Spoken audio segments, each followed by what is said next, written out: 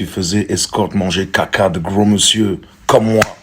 Tu mangeais le caca de gros monsieur comme moi. On est en train de voir même de petits enfants qui veulent devenir des influenceurs sur les réseaux. L'histoire va faire très mal parce que l'Afrique commence à changer, mais au lieu de changer dans le bon, on essaye de perdre notre propre culture tout en voulant ressembler à ceux-là, aux Occidentaux. Vraiment, c'est ce qui fait très mal de voir nos sœurs. Je vais parler de ces filles-là qu'on voit sur les réseaux. Je sais que beaucoup de gens connaissent l'histoire sur les choses qui se font à Dubaï. C'est pas quelque chose de nouveau que je vous apporte ici. C'est une vérité, une réalité. L'Afrique, c'est un bon continent, peuplé majoritairement de la race noire, de la race de guerriers, en fait. Parce que la façon dont les gens ils souffrent en Afrique, c'est inimaginable. Mais quand même, on arrive à tenir les coups. Mais ce qui fait mal, c'est que beaucoup n'arrivent pas à se contenter seulement de ce qu'ils ont. Si vous qui regardez la vidéo, vous faites partie, ou encore vous faites membre de ces gens-là, je vous prierai peut-être de quitter la vidéo. Mais si vous voulez vraiment devenir la meilleure version de vous-même, vous devez regarder la vidéo jusqu'à la fin et essayer de changer. Comme je le dis souvent dans plusieurs de mes vidéos, quand on est africain, on se doit de prendre soin de nos autres frères et sœurs africains, même s'ils ne sont pas du même pays que nous. L'intervention de nos sœurs dans la pratique qui s'est fait à Dubaï commence à susciter beaucoup de questions. La jeunesse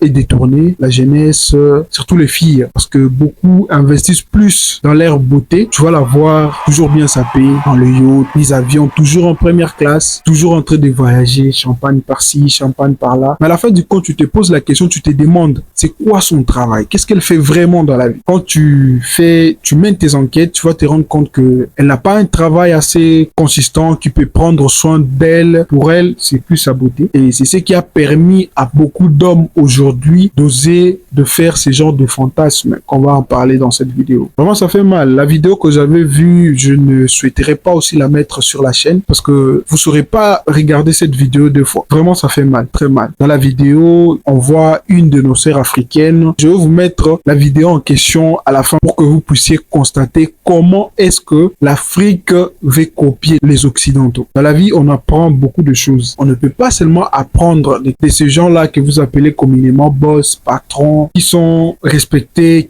parce qu'ils ont beaucoup d'argent. Il y a beaucoup aujourd'hui veulent seulement qu'on leur donne du poisson au lieu d'essayer d'apprendre comment pêcher du poisson. L'affaire Dubaï Porta-Potty. Je sais que c'est une histoire qui est connue de tous. La pratique est en train de continuer. Avant, on voyait plus de fantasmes avec des animaux, voire même des mineurs. Après les histoires, entre guillemets, de ces grands hommes-là qui ont l'argent et cet argent-là qui manque à faire. Elles veulent acquérir de l'argent facilement. Alors que l'argent ne fait pas tout dans la vie. Ce que vous devez savoir est que l'argent contribue au bonheur, mais l'argent ne fait pas vraiment le bonheur. Il faut savoir garder sa dignité, la valeur. C'est très important. La vie en Afrique, on est en train de vivoter. Les influenceuses que vous voyez, elles sont fake, elles sont fausses. Vous allez la voir très bien taillée, avec un corps de rêve. Certaines écrivent même dans leur bio et elles demandent aux autres filles d'adhérer. Si vous voulez en savoir plus sur quoi, qu'est-ce qu'elle fait vraiment dans la vie? Parce que il y a des règles. Quand tu veux faire de quelqu'un ton ami, tu dois d'abord savoir ce que la personne est physiquement, intellectuellement et puis moralement. Je peux dire aussi financièrement. Quand tu as un ami, tu dois te délimiter, dire que si je me dispute avec lui, on se bat maintenant, il peut me taper. Donc tu sais de quoi il est capable ton ami. Intellectuellement, tu dois savoir son potentiel. Devant une situation, devant un problème, qu'est-ce que ton ami peut t'apporter comme valeur, comme conseil, un très bon conseil. Dans l'époque où nous sommes, il y a plus de mauvais amis que de bons amis. Je vous dis d'essayer de vous faire des bons amis. Vous devez connaître les finances de votre ami. De là, je vous dis pas d'aller mettre votre nez dans ces histoires, non, mais connaître au moins ce qu'il fait dans la vie. Elle est tout le temps en business class, elle s'habille bien, des photos à Dubaï, des photos à Paris, à tout moment. C'est ton ami, mais tu sais pas le travail qu'elle fait pour avoir ce qu'elle a avec cette vie-là de luxe. Ça fait mal de voir beaucoup de gens essayer d'imiter. L'imitation, c'est bien, mais pour imiter à la perfection, il faudrait faire ce que l'autre fait dans l'obscurité, dans le noir, quand on le voit pas. Parce que le secret de beaucoup qui ont réussi, c'est une parenthèse, je vais pas en parler parce que ceux qui ont réussi sont aussi en train de me regarder dans la vidéo. Les filles, apprenez à vous battre. Vous devez être très très prudent avec ces genres de personnes. Quand tu sais pas ce que la personne fait, la personne n'est même pas actrice, elle n'est pas footballeuse, elle n'est pas entrepreneur, elle fait fait rien de sa vie concrètement, tu peux l'amener à vivre ces genres de vie. Alors soyez très prudent dans l'argent facile parce que l'argent facile n'amène jamais la tranquillité. Et c'est quelque chose que je décourage surtout à la jeunesse. Pour les gens qui sont stables, ce ne sont pas des gens qui vivent dans les hasards. Ce sont des gens qui savent, calculent tout ce qu'ils sont en train de faire. On revient dans notre sujet des influenceuses. Avant, c'était plus un truc de blanc. On voyait des filles sexy, tout ça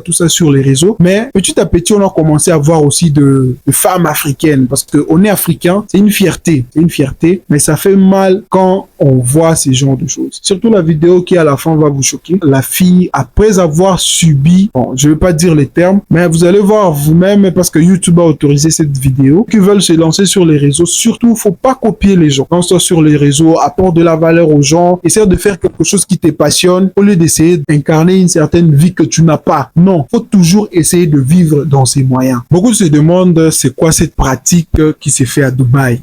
Parce que beaucoup savent déjà, mais pour ceux qui ne savent pas encore, Dubaï Porta-Potty, le portatif, donc les toilettes, vous savez, littéralement, toilettes de Dubaï. Il y a de nos sœurs qui constituent les toilettes de Dubaï. Pour ceux qui ne se sont pas encore abonnés à la chaîne, je vous donne quelques minutes pour vous abonner. Abonnez-vous, laissez-nous un gros pouce bleu pour que YouTube puisse recommander aussi la vidéo. Dubaï, c'est une très grande ville, réputée pour son shopping, ses immeubles ultra modernes. Tout le monde veut aller à Dubaï. Le cas de notre sœur africaine, comme je vous l'avais promis, voici la vidéo. La vidéo que vous voyez à côté, c'est... Enfin, je vais pas marteler là-dessus, mais vous-même vous voyez, vous êtes en train de voir ce qui est en train de se passer dans la vidéo.